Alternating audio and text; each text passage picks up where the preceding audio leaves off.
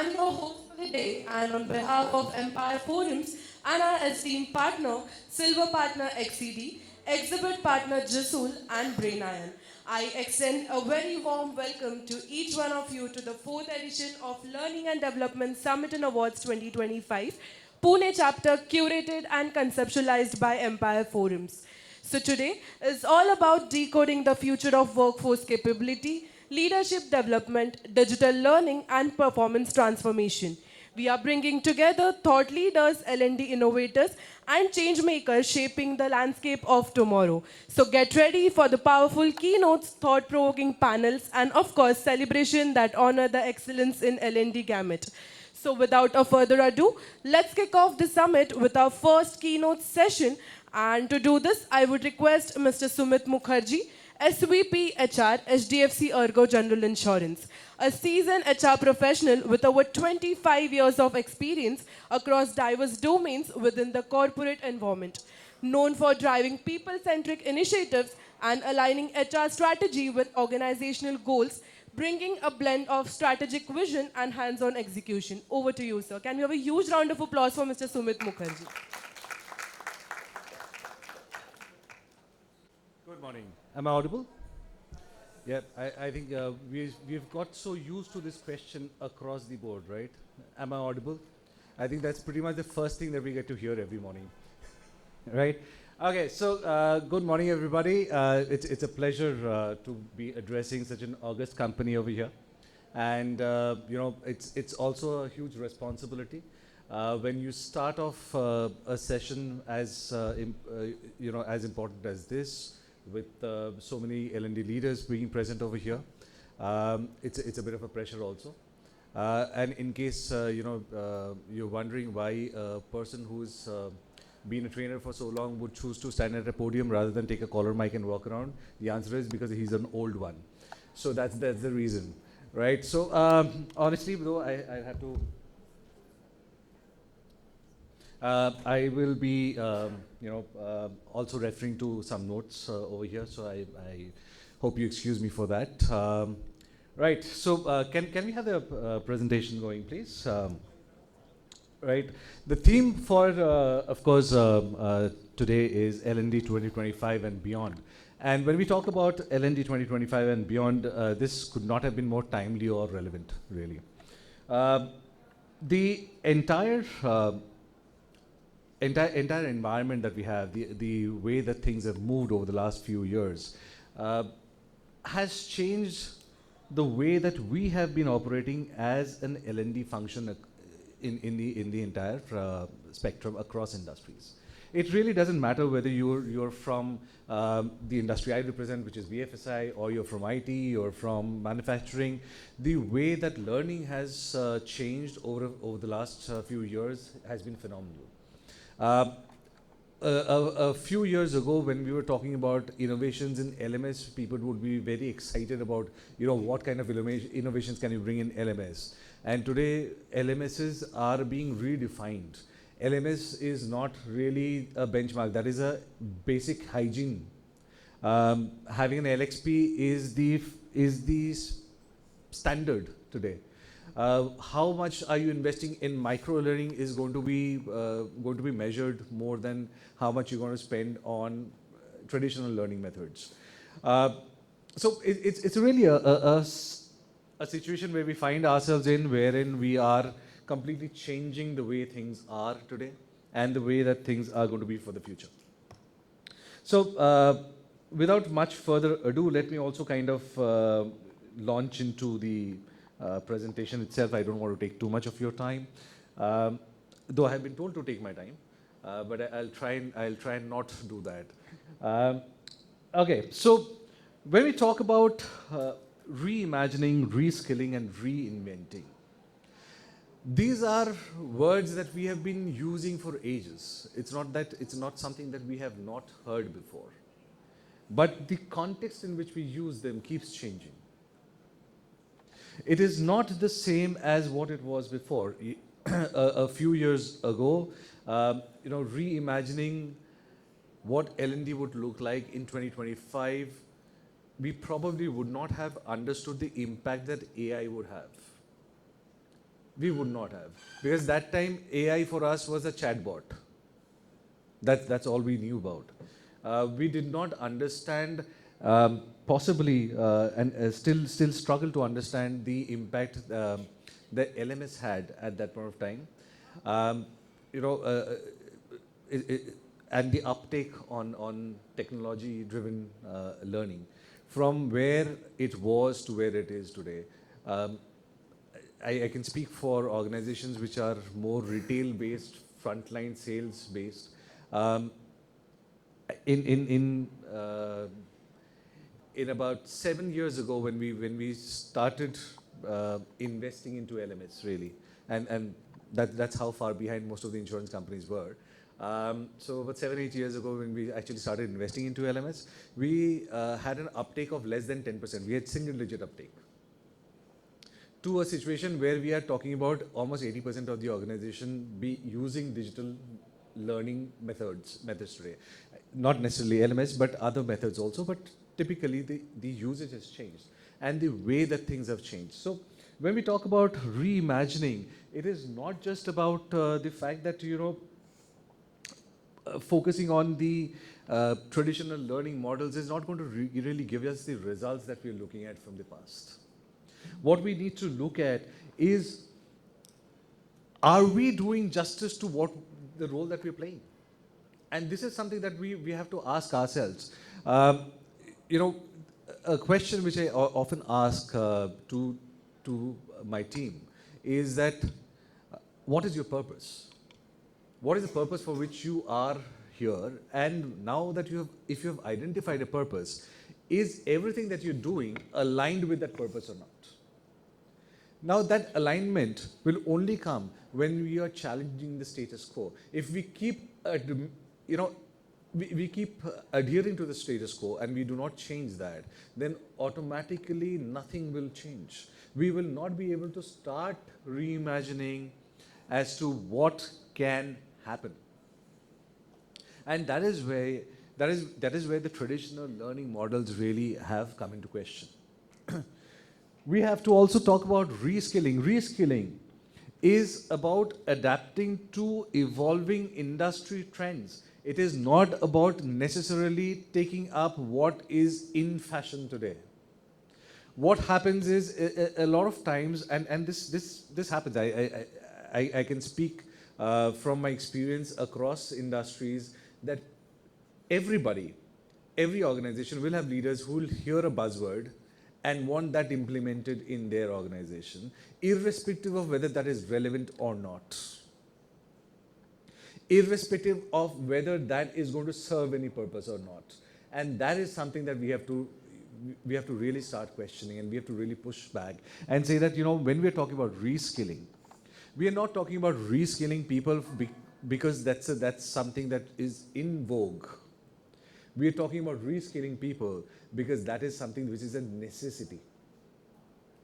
What's the role of a coach? Today, what is the role of a coach? The coach's role is to help a person develop their own solutions, really. I mean, in a very, very basic construct, that is what it is. In the next few years, ICF certified coaches will get a run for their money from bots, from AI bots. And that's a reality. That is a reality. There will be areas where obviously the bots will not be able to go in and provide much solution, but the reality is that it is going to change. So how do we ourselves change the way that we approach things? Somebody says, I read a very interesting statement. Somebody said that, if your job involves thinking, you are in danger of being replaced by AI. Right? And that kind of struck me as I don't have many years to go, but younger people, you need to worry. Right? So it's really about how do we upgrade ourselves to make sure that we are relevant in the times. And it is also about identifying the right factors on which to focus on. If we are not able to identify what is the right factor, we will still not be able to deliver. Then we obviously, when we talk about reskilling, we talk about reinventing. Uh, incremental change will not work. It's as simple as that. It is not relevant anymore.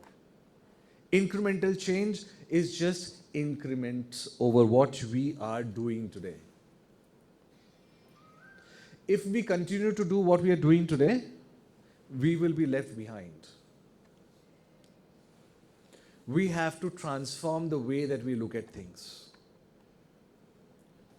I would again like to bring in an example over here from personal experience.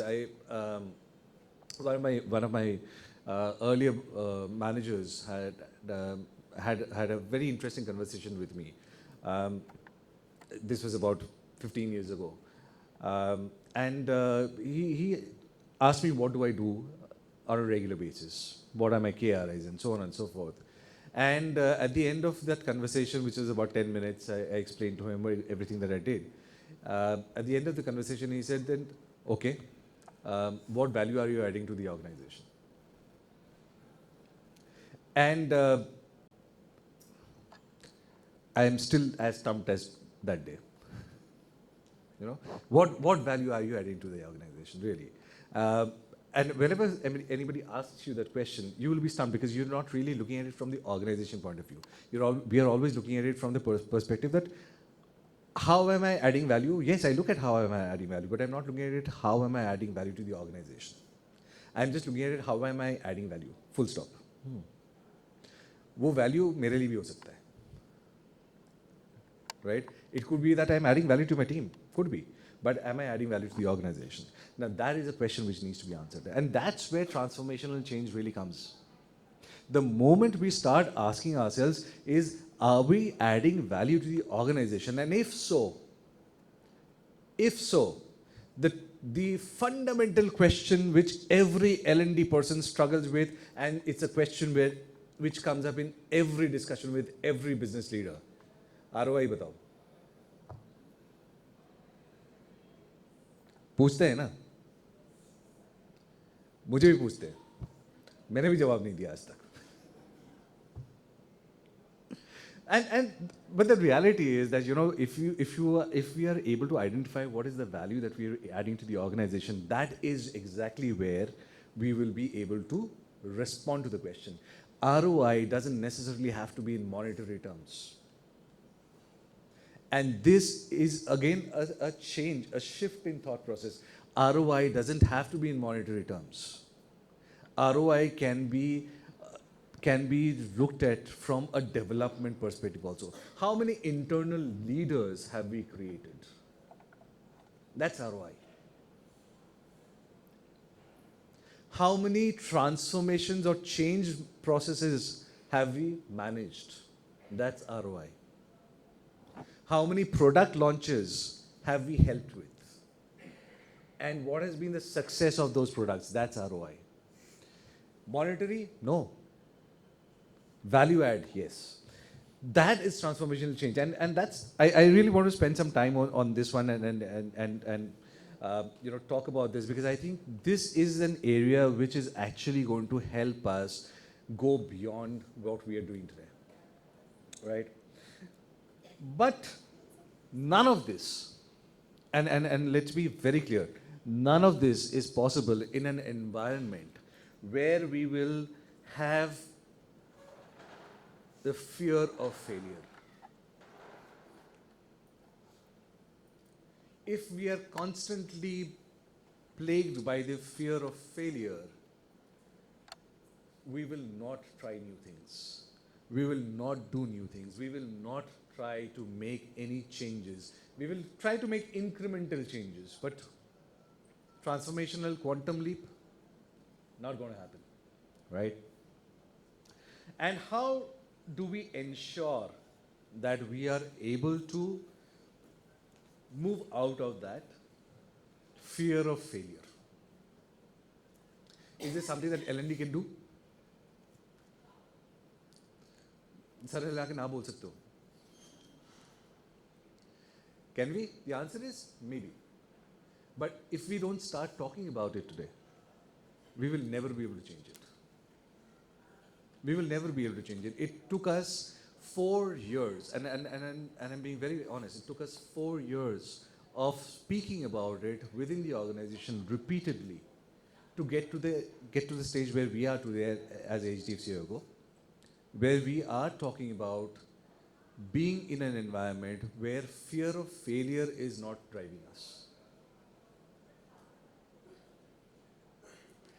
That is not to say that failure is okay. But if you're not failing, that means you're not trying to do anything else. That's the environment which is being tried upon. And that is coming up from the space of psychological safety. Now, psychological safety, when we talk about psychological safety, what happens is that, it's about creating an environment where it is okay to try new things, where it is all right to admit failures, and at the same time, let me be very clear about this. And this is something that where most organizations struggle. It's not about the failure; it's about the consequence. If we are trying something new, there is a likelihood of failure. There's always a likelihood of failure. But if there is a consequence to that failure, and that consequence is stopping us from doing something new, that's the psychological safety barrier which is there. That is something that we have been able to transcend. We have been able to go beyond that, where we are saying that, you know what, it's okay to fail. We're not judging you for that. However, what's most important over here, and this is something which is a critical element, is once we have identified this, we have to also build resilience. It's okay to fail, but now find a way that works.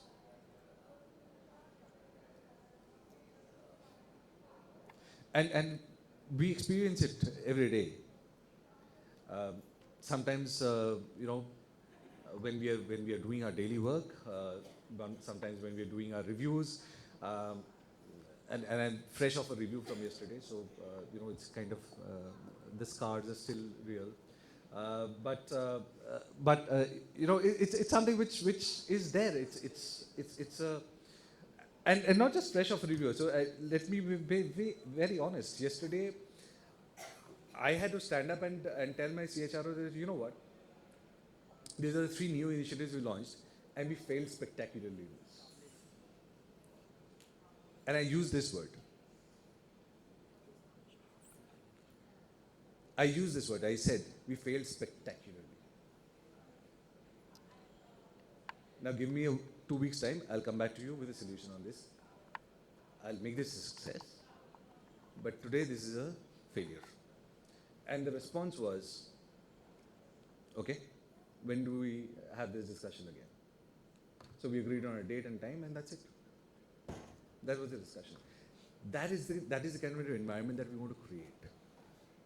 That is when learning is really going to take place. Otherwise, we are going to always try and push learning, which is, as we have found out over our decades of experience together, that doesn't work. It doesn't work. As a regulated industry, there are certain things which are mandatory in terms of learning for us across the year.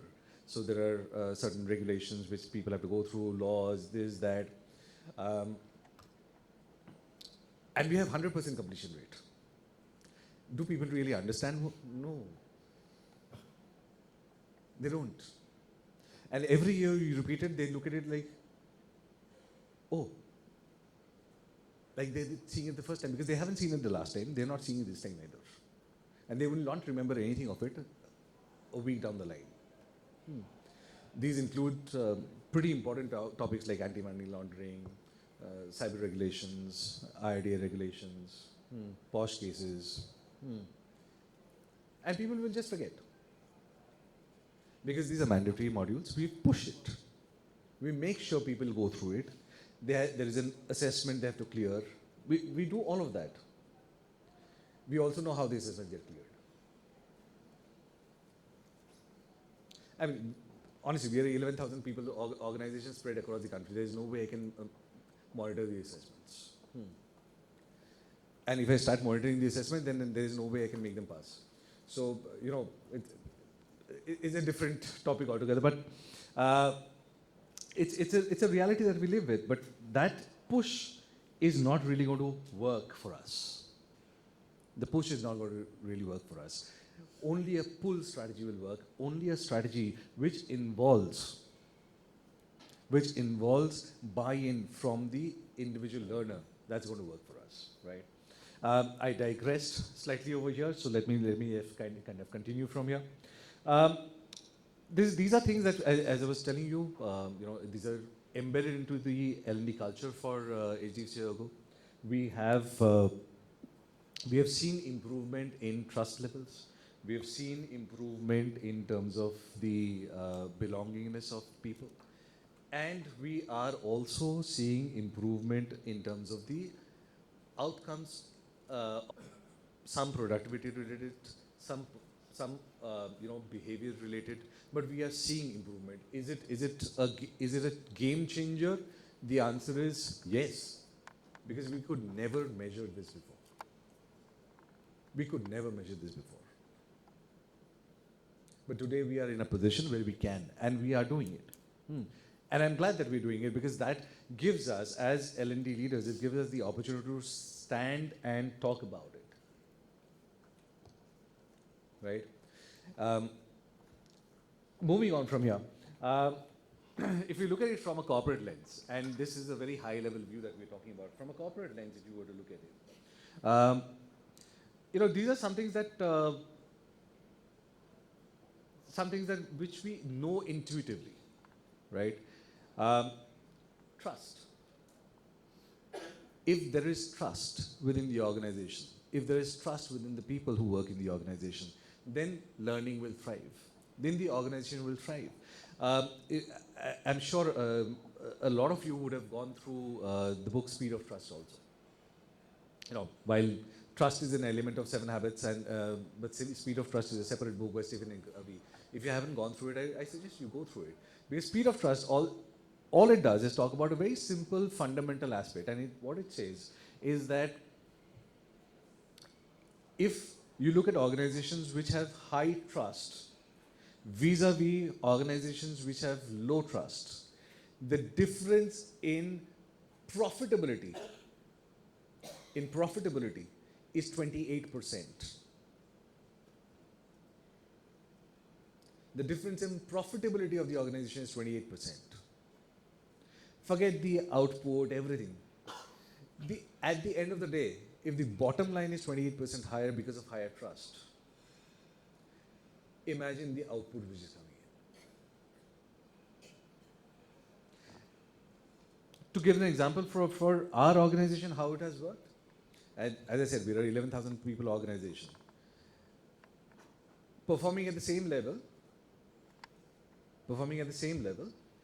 in which one of our competitors is working at 18,000 people.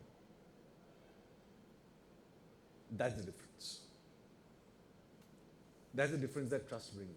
That's the difference that our overall approach to work brings in. And this is not something, as I said, it's not something that we have created overnight. It has taken us 4 years to travel that distance. And are we there yet? The answer is no. We did some back of the envelope calculations, which we all know how good they are. And the back of envelope calculations say that given the current trends in productivity that we have, we should be possibly doing about 20% more revenue than we are doing today. So are we there yet? The answer is no. Will we be there? The answer is yes, because we are on that path. We are taking that journey, right? And this is a journey which is not going to come in very easily. So, uh, at the end of the day, safety and resilience are now mission critical. There is no option. We cannot have environments which feel unsafe for an employee. Things have changed. I mean, there's so much talk about the generational gap. Let me address that generational gap also. We talk about Gen Zs feeling entitled or feeling that they are more in touch with some feelings or the other. They are more aware of their work-life balance, etc., etc. Honestly, yes, they should be, because that is the environment in which they were brought up. And who has given them that environment to grow in? We have. Today we cannot turn around and say, you know what, you are entitled. No, they're not. They're doing exactly what we showed them that they should be doing. They're doing exactly what we encouraged them to do. And we cannot turn around and say, no, you can't do this. No, you can. And then I'll go back to that stage of my career.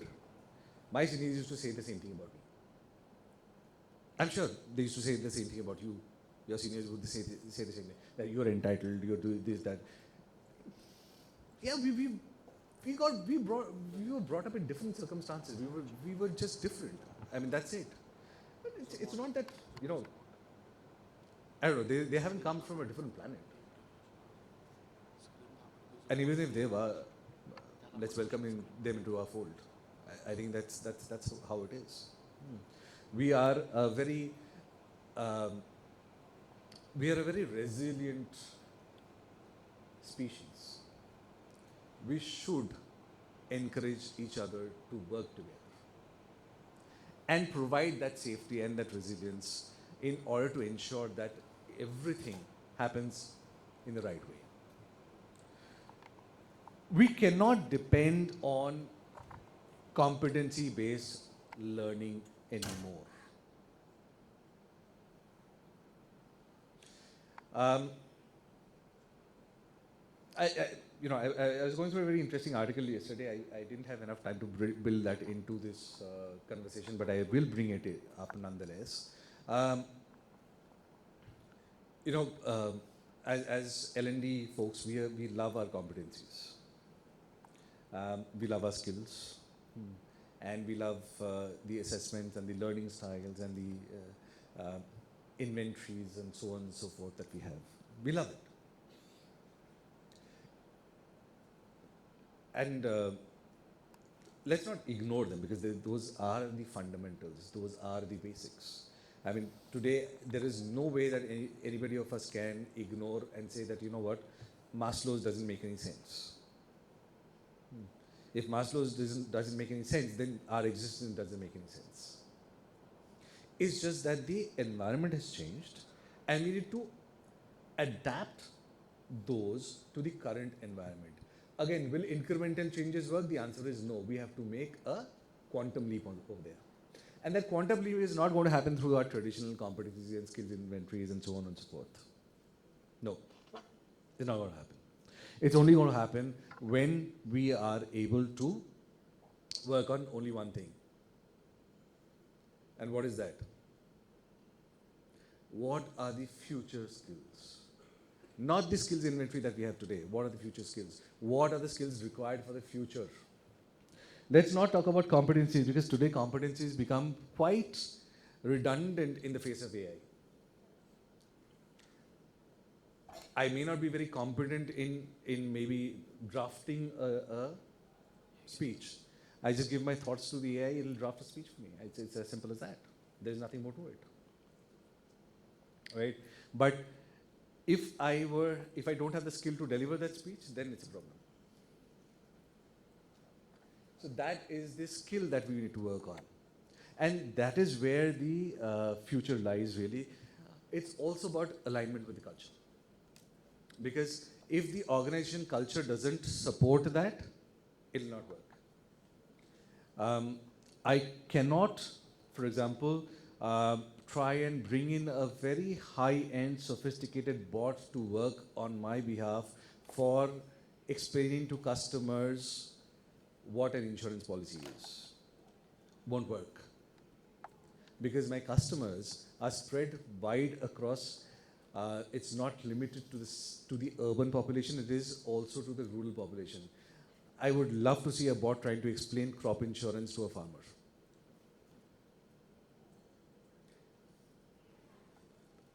Even more difficult, actually making him sit and listen to a bot. You know, so I can't bring in that. That will not work for me. But can I bring in, automation for the field salespeople to make the policy issuance easier? The answer is yes. So how I invest, where I invest is also very important. And of course, we talked about trust. Trust will bring in creativity. It will bring in innovation. Fear of failure will stop innovation. But an environment which allows you to fail without judgment or consequence will bring in better creativity, better innovation, and therefore better performance. So, it has to be impact which is measurable, it'll be powerful, and it's going to only work when you have higher innovation. You'll see more resilience, which will have faster recovery and agility, and the part which a lot of organizations today talk about is about well-being. And if you, in case you're wondering about why well-being is part of L&D discussion, for us it is. For us it is. At HDFC ERGO, L&D and well-being are intertwined. L&D sessions are not learning, well-being sessions are not learning sessions for us, but they are part of the learning journey for the organization, for the people. It is built into the system. That's the culture within the organization. Our induction programs we have built in well-being sessions into them. We have seen it helps people concentrate better. It helps people relieve stress. They're more focused on the learning, and therefore the learning output for them is better. And that is by doing a very simple half-an-hour well-being session with them. That's it. Doesn't involve any kind of physical exercise. It's just about relieving the stress for the day. When you start the day, refresh yourself and start. That's how it is. Right?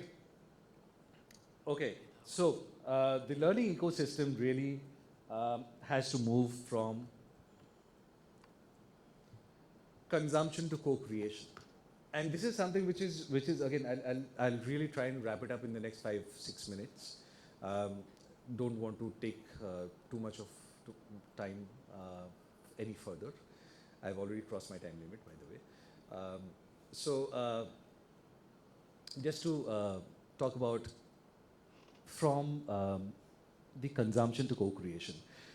We have as L&D functions, we have been doing co-creation for a long time. It's not something that we have not done before. It's something that we've been doing. We've been working with business functions and saying that, you know what, how do we develop something which is more suited for you? How do we develop something which is more relevant for you? But in order to take the next step, we have to also now have their skin in the game. The skin in the games is still not there. People give us ideas and then step out of the way. And then they say, you know what, program success or failure is yours. But that's not going to be sustainable. If you want a sustainable model, the sustainable model says that you have to have a co-ownership also. Co-create, co-own, co-deliver. How many of us have been able to get business to also deliver training sessions within our environment on a regular basis? Leadership teams will, leadership team is very interested in these sessions, in big sessions which are happening. They'll come in, they'll have their speeches, and then they'll move out. But how many of them are willing to facilitate? How many would like to take the pain of actually sitting through, 4 to 6 hours and co-facilitate? Or joining online and co-facilitate? That's the next level. That's where the co-ownership will really come in. Have we been successful at HDFC ERGO? The answer is no, not yet. Have we started the process? The answer is yes. We are actively asking and engaging our business leaders to co-facilitate with us. It's a journey which we have started. I don't know when this is going to become a norm, but it's a journey that we have started.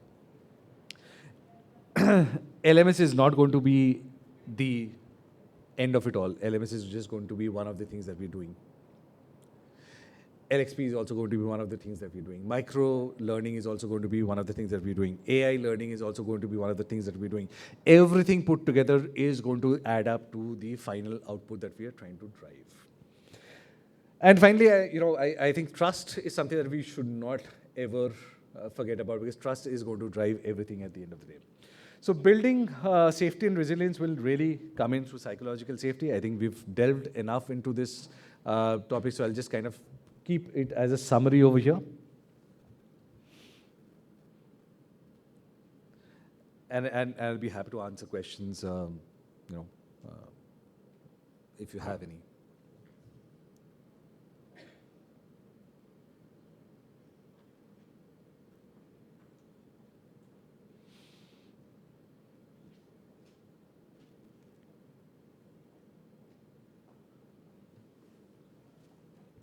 I think the last one is going to be the most difficult. And I'm specifically talking about the last part, where results are rewarded, effort is ignored. That is going to be the most difficult part.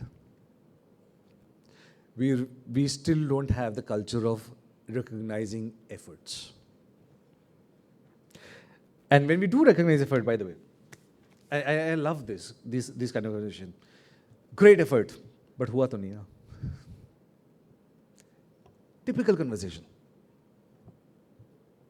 Great effort, but what was the result? That brings down psychological safety. Great effort is recognition of that effort. Let's not qualify that beyond. You know what they say about an apology, right? If you are sorry, just say sorry and keep quiet. Don't add a qualifier to it. That's an apology. Otherwise, it doesn't work as an apology. Same thing. Nothing very different. It's just a way that we look at it, right? All right, so I think this is something, again, we are all aware of, nothing which is very unknown to anybody over here.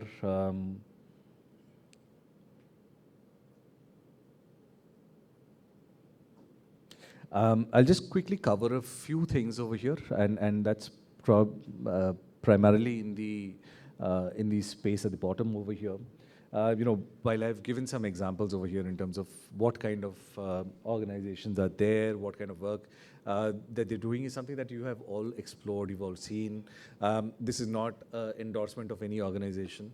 I don't work with half of them, but I'm aware of the work that they're doing. What I have really come to realize is that the blended models are working best for us. But that's in our environment, given the constraints that we have, given the way that we work. In organizations where you have a more captive environment, you might have a different approach. And that's for you to decide as an organization what works for you, what doesn't work for you. For us, the blended learning approach is working better.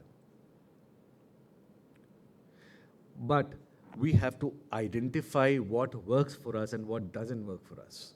If we are not able to do that, we will not be able to take it forward to the next level. Right. Again, this is a very, very interesting sort of discussion. Of course, AI coaches is something that we spoke about, and it's a reality that we are working on today. At HDFC ERGO, we are working on developing an AI coach within the organization,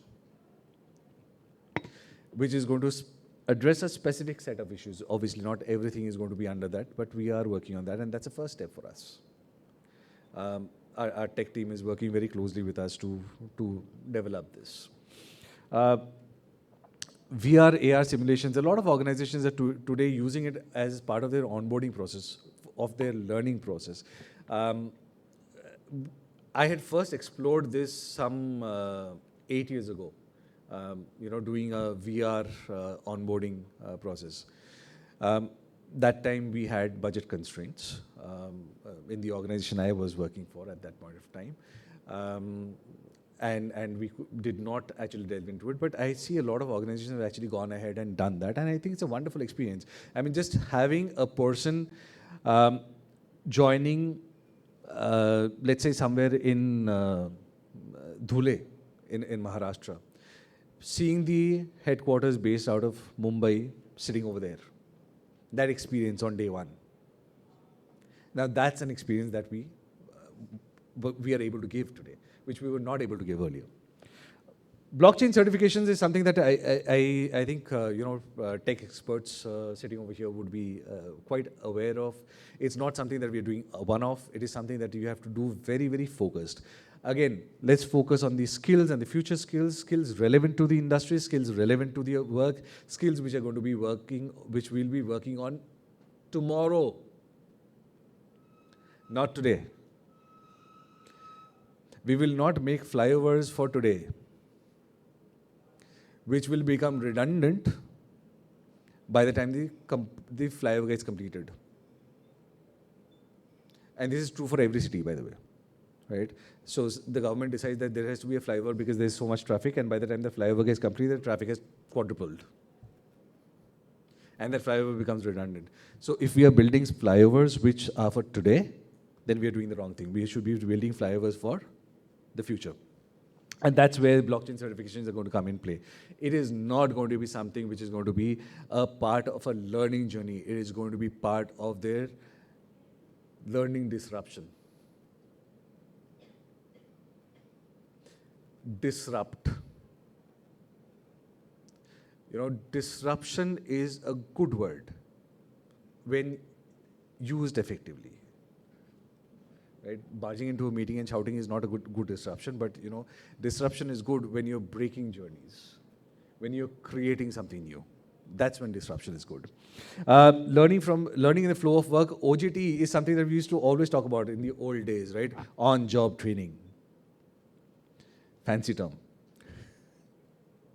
But in reality, how do you learn better than on the job? Provided there is somebody who is going to be able to guide you, coach you, and do that. And today we have the technology to do that. We don't have to depend on the manager to do it. And finally, the emotion and engagement tracking. This is something that a lot of organizations are doing today. We are actively using it at HDFC ERGO. We have got a tool deployed to do specifically this. To measure engagement, to measure emotion through the life cycle journey of the employee. We've deployed this successfully, running for the last 1 year, and it has helped change a lot of things for us. It has really worked very well for us. Right, I think I'll leave you with this. Promise. Okay, this is it. I'll leave you with this. So we are in a place where we talk about being empowered not being overwhelmed. Our job is to ensure that people are empowered to do their job well, not to leave them be and get overwhelmed. The primary cause of failure in organizations is because people are not prepared to do the job that they're hired to do. We hire, what do we say? We hire for what? Attitude. बोलते हैं ना? Failure भी वहीं से आता है. Because we hire for attitude and we then don't train them for skills also. The challenge is not about hiring from attitude. Please do hire for attitude. I think attitude is a wonderful thing to have. Good attitude. Let me qualify that. Good attitude is a wonderful thing to have. But are we also prepared to invest in that person to develop the skills that are required for the person to do the work that he or she is hired to do? If you're not able to do that, then don't hire for attitude. Please hire for skills. Attitude देख लेंगे, संभाल लेंगे. But if you've created an environment where you are able to train them for skills, please hire for attitude. So let's empower, not overwhelm. As I said, I'll leave you at that. Thank you very much for tolerating me for so long. Have a lovely day ahead, please.